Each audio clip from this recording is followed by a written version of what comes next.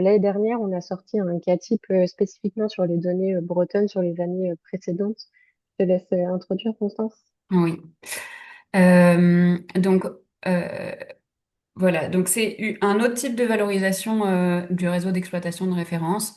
Donc, à partir des données qui sont collectées en région, on peut voilà, les travailler pour créer voilà, des portraits d'exploitation ou soit sur un focus sur une exploitation qu'on suit plusieurs années, qu'on appelle cas concret, ou soit ce qui est là l'objet de cette présentation, c'est une exploitation qui est un peu imaginée, mais qui est basée sur l'observation de plusieurs exploitations dans donc la même région, qui sont similaires par leur fonctionnement. Et donc, à partir des résultats de ces exploitations, on en crée une nouvelle, donc qu'on appelle CATIP. Donc, pour ce portrait, donc, il y avait trois exploitations qui ont été enquêtées entre 2018 et 2022. Euh, voilà. Et donc ces exploitations, elles sont en rythme de croisière, comme je vous le précisais tout à l'heure. Et l'objectif, c'est aussi de vous présenter un modèle d'exploitation qui est techniquement et économiquement viable et dont le système est reproductible. C'est pas juste de voilà mettre des paillettes dans les yeux, mais que ça puisse être reproductible. L'année 2021 était une année de calamité agricole en Bretagne et dans d'autres régions également. Et donc, les données ont enfin, à certains endroits, les données ont été sorties pour les calculs, mais à la fin de chaque document, on fait un peu une mise en perspective avec des moins bonnes années. Donc, on a aussi réutilisé ces données-là pour remettre en perspective quand il y avait euh, des années moins bonnes. Alors ici, vous avez les différentes caractéristiques de l'exploitation qu'on a un peu voilà, créée de manière fictive, comme Constance disait. Du coup, on est parti sur une exploitation avec 400 colonies hivernées et 320 en production, dont une partie du cheptel qui est en buck et une autre partie qui est en abeille noire. Sur l'exploitation, on a 1,2 UTH, donc ça veut dire qu'on a l'exploitant ou l'exploitante, et en plus de la main-d'œuvre saisonnière, que ce soit de l'emploi ou des stages ou de l'aide familiale. L'exploitation est au micro BA. Ensuite, c'est une exploitation donc, qui est majoritairement basée sur le miel, mais qui fait un peu d'achat-revente de produits. Donc ça, on pourra détailler un petit peu tout à l'heure. Et au niveau du miel, donc c'est à peu près 3 à 5 mielées principales. Ça dépend beaucoup des années et du climat aussi qu'on peut avoir en région. Et au niveau des ruchers, en fait, on est assez proche du siège d'exploitation. Donc il y a peu de distance entre les ruchers, mais beaucoup de petits ruchers en fait autour de l'exploit. Ça représente à peu près 24 000 kilomètres parcourus par an. Et au niveau de la commercialisation, donc on est à 50% en vente directe et 50% en vente demi-gros. Donc on va avoir pas mal de choses qui vont faire écho avec ce que Camille présentait tout à l'heure dans la synthèse au niveau d'une exploitation en vente directe et demi-gros. Alors ici, vous pouvez voir le schéma de gestion du cheptel.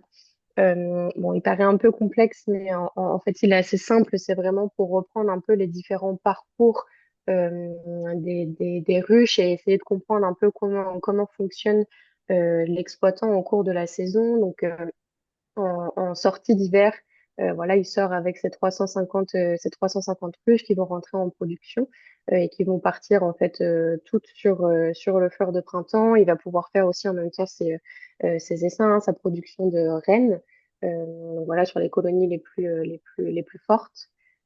Après cette mielée de printemps, elles vont partir sur la mielée d'été. Donc c'est principalement un miel toute fleur. Il y en a quand même certains qui visent des mielées monoflorales, donc châtaignier, ronces par exemple. Et ensuite, il y a quelques lots de ruches qui peuvent partir sur des mielés un peu plus spécifiques aussi, et un peu plus tardives, notamment comme la bruyère, et encore plus tardivement comme le sarrasin. Et voilà, tout au long de la saison, il peut continuer à faire des essaims et ses rennes également. On est parti sur un taux de perte en saison et en hiver qui tourne autour de 22%. Voilà, donc c'était une moyenne, mais c'est vrai que là, sur les dernières années, on sent que ça peut aussi monter beaucoup plus haut que ça en fonction des différentes années. Et on a deux périodes un peu plus critiques aussi. Donc, entre la mielée de printemps et la mielée d'été, on a une période de disette qui peut être assez soudaine et assez longue, tout comme après l'été, jusqu'au lierre. En fait, voilà, le temps peut être assez long et c'est un moment où il faut pas mal surveiller les colonies en Bretagne et sûrement dans d'autres régions aussi.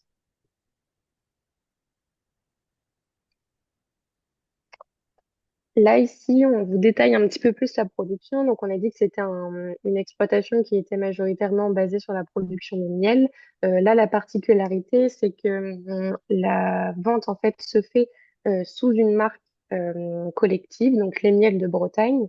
Donc, en fait, cette marque regroupe une vingtaine d'apis pro. Donc, ça représente quand même pas mal d'apis qui vendent sous cette marque en Bretagne. Et en fait, ça garantit une qualité et une traçabilité du miel, notamment auprès du consommateur. C'est vrai qu'en vente directe et en demi-gros, ça peut quand même avoir son poids voilà, sur la vente.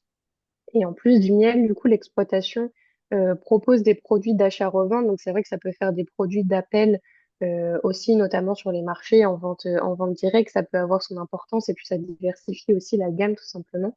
Du coup, on a de l'achat-revente de produits Propolia et de gelée royale. Et il y a aussi un atelier de fabrication à façon avec des bonbons donc, qui sont faits à partir du miel de l'exploitation.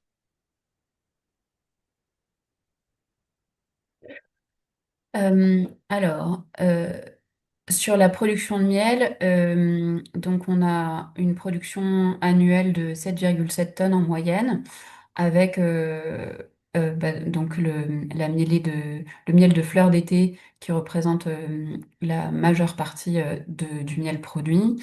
Vient ensuite le miel de fleur de printemps, et ensuite on a miel de sarrasin, miel de ronce ou châtaignier ou un mélange des deux, et le miel de bruyère.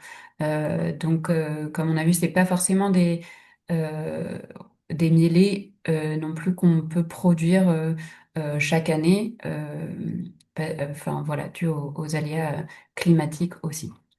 En moyenne, donc en moyenne entre 2018 et 2022, hors 2021, on avait un rendement euh, de 24,2 kilos par colonie mise en production.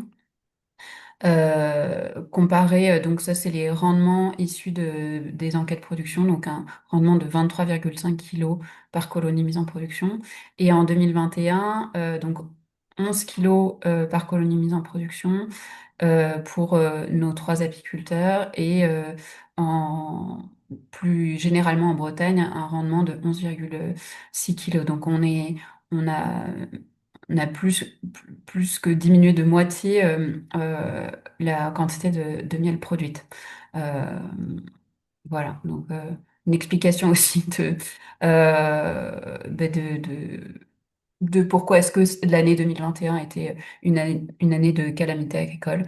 Enfin voilà, c'est pas une explication, c'est plutôt un résultat. Euh, voilà. Sur la partie commercialisation, donc on a dit que l'exploitation vendait à 50% en direct et à 50% en demi-gros. Donc en direct, ça va majoritairement se faire soit sur l'exploitation, mais principalement sur les marchés qui peuvent se faire tout au long de la saison ou sur des périodes un peu plus clés, quoi. Et sur la vente en demi-gros, donc c'est principalement dans les GMS, donc grandes et moyennes surfaces.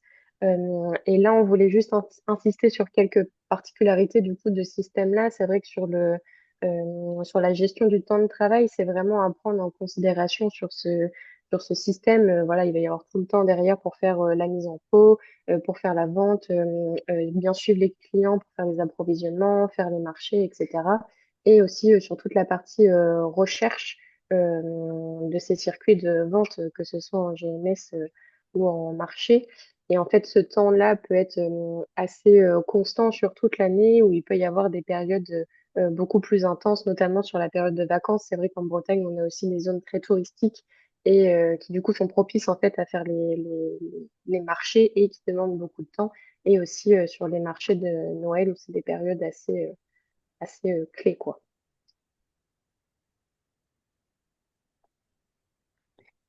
Alors pour le nourrissement, ces exploitations, elles passent environ 7 kilos équivalent sucre par colonie hivernée par an. Alors, on utilise les équivalents sucre pour pouvoir comparer les nourrissements entre eux parce que on n'a pas forcément la même quantité de sucre dans les différents produits de nourrissement. Donc, on peut voir sur le tableau ici, donc 1 kilo de sucre, bah, c'est 1 kilo équivalent sucre, mais 1 kilo de miel, ça représente 0,82 kg équivalent sucre. Le sirop du commerce, 1 kilo de sirop, ça représente 0,75 kg équivalent sucre et 1 kilo de candy, 0,92 kg équivalent sucre. Donc c'est pour pouvoir comparer la quantité totale de sucre entre les différentes exploitations, malgré le fait qu'elles utilisent des produits de nourrissement différents. Euh, pour que ce soit plus parlant quand même pour les apiculteurs, on est à repasser à la quantité réellement donnée. Donc, le sirop, il y a environ 5,5 litres de sirop qui sont distribués au cours de l'année. Euh, voilà, qui permettent à la fois la constitution des essaims, comme expliqué tout à l'heure Camille, pour pallier au trou de mielée entre la mielée de printemps et la mielée d'été, et parfois aussi en fin d'été avant la mielée de lierre. Euh, Par contre, le candy, lui, donc il y a 1,5 kg de candy qui sont distribués plutôt pour compléter les réserves pour la mise en hivernage. Euh, voilà. Et donc, en général, elle donne 7 kilos équivalent sucre par colonie et par an. Et en 2021, on est allé jusqu'à 12 kilos équivalent sucre, donc dans les exploitations qu'on suivait dans le RER. Euh, voilà. Pour comparer par rapport à la synthèse pluriannuelle, on était à 9,4 kilos équivalent sucre par colonie hivernée par an. Voilà, même si on a une exploitation qui est plutôt sédentaire, voilà, ça ne veut pas forcément dire qu'on nourrit beaucoup plus non plus par an. Alors ensuite, si on s'intéresse aux produits bruts de l'exploitation, donc le produit, il est constitué de la vente principalement de miel, mais aussi des produits d'achat-revente et des bonbons faits à façon. Donc le montant du produit est de 113 200 euros hors taxe, soit 283 euros hors taxe par colonie hivernée. On voit que la majorité du produit est composée par les deux mielées principales de fleurs d'été et de fleurs de printemps, qui représentent à elles deux 80% du produit de l'exploitation. Euh, voilà. Euh, Ensuite, on a le prix de vente moyen en direct du miel qui est de 15 euros hors taxe par kilo et en demi-gros de 12,80 € par kilo. Voilà. C'est un système donc en reposant sur deux mielées principales qui peut être un système fragile. Euh, enfin voilà, c'est des systèmes qui sont sédentaires et donc dès qu'il y a des problématiques environnementales ou de bioagresseurs, ça peut avoir des conséquences non négligeables sur le produit et sur la rentabilité des exploitations.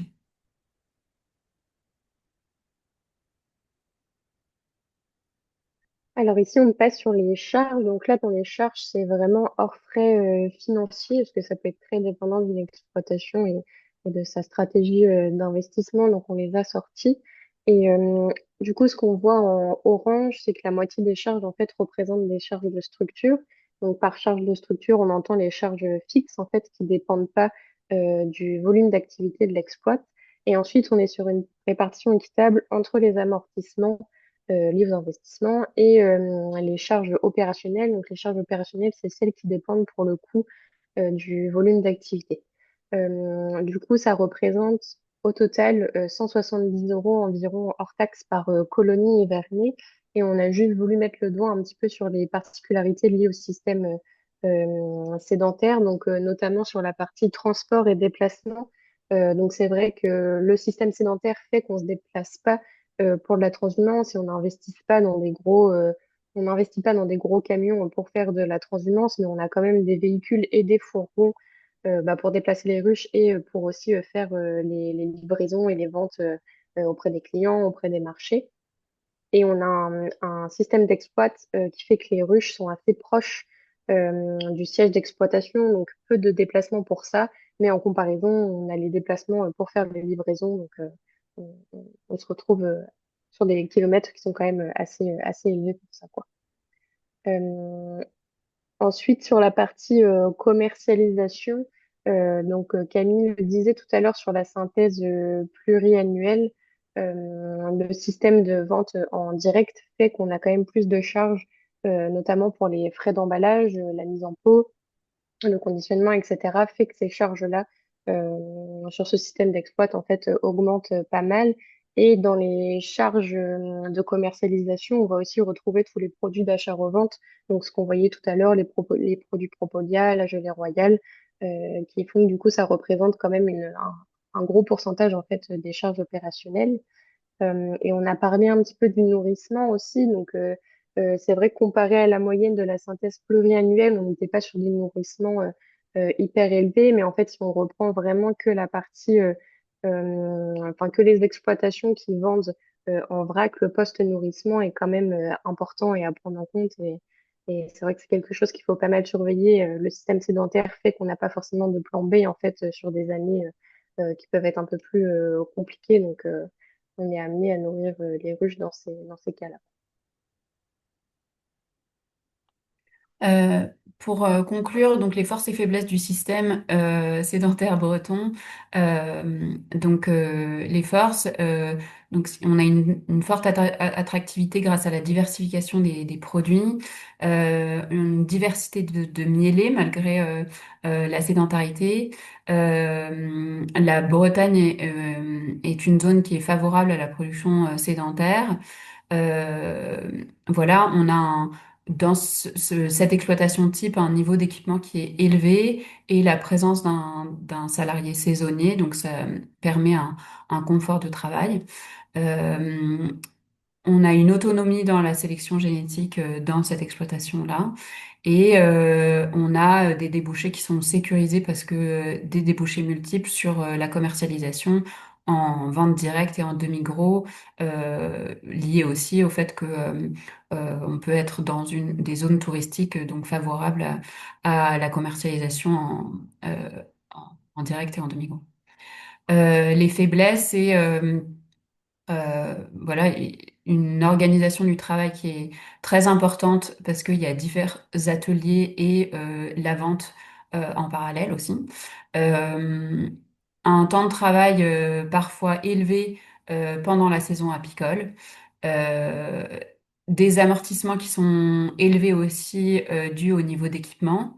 Et un chiffre d'affaires qui est très fortement dépendant de la production de miel qui elle-même est dépendante des conditions météo et climatiques.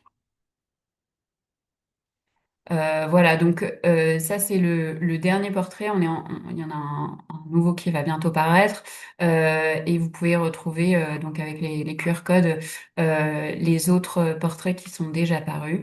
Voilà, on tenait vraiment à remercier encore une fois les apiculteurs et apicultrices qui participent ou ont participé au réseau d'exploitation de référence, aux ADA qui sont investis, voilà et n'hésitez pas à solliciter votre ADA si ça vous intéresse de faire partie de ces exploitations. Merci. Merci Constance, merci Camille. Peut-être tu peux laisser un tout petit peu la diapo avec les QR codes si jamais voilà, il y a des participants qui veulent prendre le temps de scanner leur écran. Et oui, hein, j'appuie l'ouverture à des nouvelles exploitations. Je crois que c'est une expérience assez riche hein, pour les apiculteurs qui participent à ça.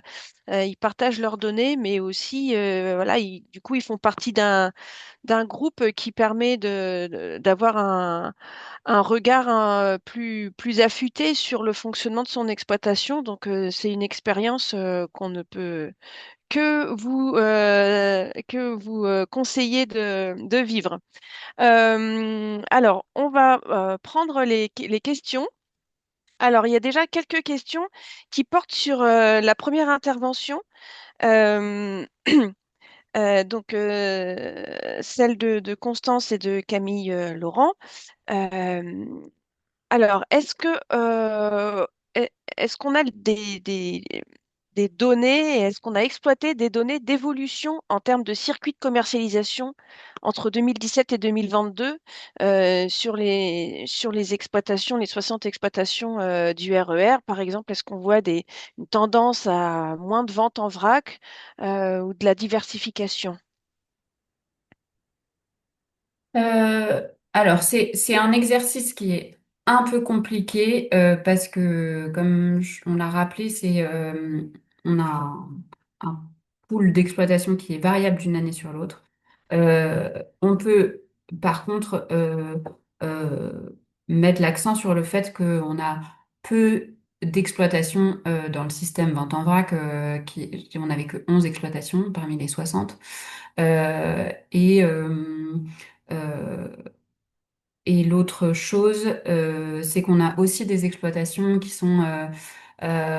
ont des systèmes qui oscillent d'une année sur l'autre, qui vont pas forcément vendre la même proportion de miel principalement en pot et en vrac d'une année sur l'autre. Et donc, on a un chiffre, enfin voilà, nous on part du chiffre d'affaires lié au miel vendu dans les différents circuits de commercialisation pour les associer à, enfin, voilà, aux différents profils. Et donc, il y a des exploitations qui peuvent passer d'un profil à un autre, d'une année sur l'autre. Mais voilà, mais enfin, j'irai pas jusqu'à sortir des tendances de moins de production en vrac ou plus de production en pot. Je pense que euh, c'est un peu euh, un peu trop, enfin voilà, c'est trop fragile. Et surtout, on n'a pas du tout là dans cette période-là toute la crise de commercialisation du miel, principalement en vrac, qui est arrivée juste après. Et donc peut-être que ça serait plus intéressant à regarder à ce moment-là. Après, je pense qu'avec les données de l'enquête production, on a un pool d'exploitation beaucoup plus grand et on peut peut-être plus regarder justement la variation, enfin, l'évolution d'une année sur l'autre d'exploitations qui vendent un volume plus ou moins conséquent dans tel ou tel circuit de commercialisation. Je sais pas si c'était clair. Oui, merci Constance. Peut-être préciser que en ce qui concerne l'enquête production, avec beaucoup plus de répondants, comme tu l'as dit, c'est des intentions de circuit de commercialisation qui sont notées par les apiculteurs et pas des volumes effectivement vendus dans tel ou tel circuit. Ça peut permettre de voir un peu l'état d'esprit quand même de l'apiculteur et ses intentions, notamment d'adaptation au marché ou à un contexte. Alors une autre question sur cette même intervention voilà, toujours de Cindy.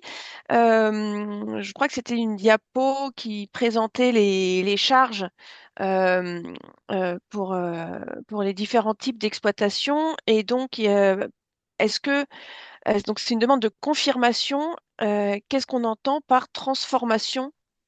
Est-ce que les charges de transformation comprennent les charges de mise en pot, par exemple, ou est-ce que c'est quelque chose de, voilà, de bien distingué dans nos travaux? Tu veux répondre, Camille? Vas-y, Constance. Ok. Donc, les charges de transformation, c'est tout ce qui est matériel de transformation et approvisionnement pour la transformation. Donc, farine, œufs, voilà, je sais pas, euh, amandes, sucre, glucose, enfin voilà, tout ce qui va permettre de fabriquer les produits transformés et leurs emballages aussi. Parfait. Merci, c'était très clair. Euh, alors, ensuite, euh, est-ce que on a une explication pour le fait que le produit brut est plus faible pour le profil mixte?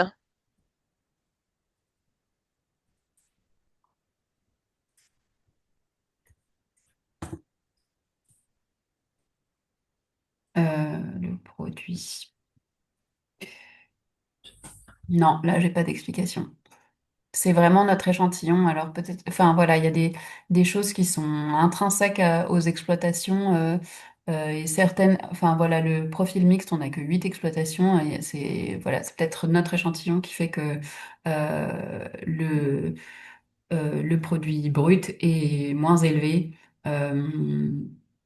que dans les autres systèmes. Euh, voilà, je pourrais pas aller plus loin aujourd'hui. Très bien, c'est noté, merci. Alors, une question de Loïc sur voilà, la manière de présenter les résultats. On a vu beaucoup de ratios par colonie, hivernée ou mise en production. Est-ce que on fait aussi des sorties avec des résultats, euh, notamment d'EBE par UTH? Et non pas par colonie, voilà, ce qui pourrait apporter voilà, une autre manière de comparer les profils. Oui, ben, on le fait. C'est dans la synthèse que vous pouvez retrouver gratuitement sur le site de l'ITSAP ou sur Apitech. Euh, là, on a fait le choix de ne pas vous embrouiller en vous présentant tout par colonie hivernée, mais il y a aussi par unité de main-d'œuvre, oui.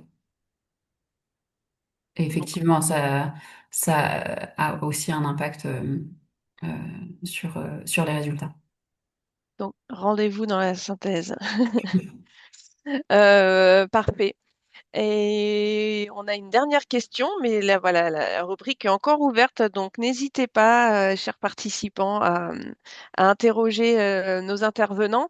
Donc c'est plutôt un commentaire de Gwenaël qui, voilà, qui dit que dans le modèle sédentaire, il faut signaler aussi le gros avantage euh, d'avoir une charge de travail et un stress beaucoup moins important du fait qu'on ne fait pas de transhumance nocturne pendant la saison. Oui, oui, oui, c'est vrai, on ne l'a pas mentionné, mais oui, oui, totalement. Bon, après, je connais un peu moins le système transhumant, du coup, je n'y suis pas trop confrontée. Après, nous, sur la partie sédentaire, en fait, ce qui peut beaucoup stresser les apiculteurs, c'est vrai qu'en Bretagne, on a très peu de mielés. En fait, les deux gros, c'est printemps, été. Et en fait, si la météo est pas bonne, il n'y a pas vraiment de solution de repli. Donc, le gros stress, il est là. Et en fait, on sent beaucoup la différence, par exemple, entre l'île et Vilaine. Quand on est en île et Vilaine, en fait, on peut assez vite rattraper, par exemple, la région centre, Nouvelle-Aquitaine, alors que ceux qui sont typiquement dans le Finistère, en fait, c'est déjà beaucoup plus loin. Ils font pas de transhumance. Et ceux qui sont dans le 35 et qui font de la transhumance, en fait, typiquement sur 2024, ils ont pu un peu se rattraper. Ils sont allés sur de la lavande, ils sont allés sur du tournesol. Donc, voilà, ils ont un peu retapé les stocks et ça allait, quoi. Et du coup, moralement, pour les apiculteurs des autres départements, c'était un peu plus compliqué. Donc, je pense que le stress, il est là, quoi. Mais peut-être aussi dans le système transhumant, hein, c'est peut-être la même chose aussi. Mais je peux pas trop parler, du coup, pour ce système-là.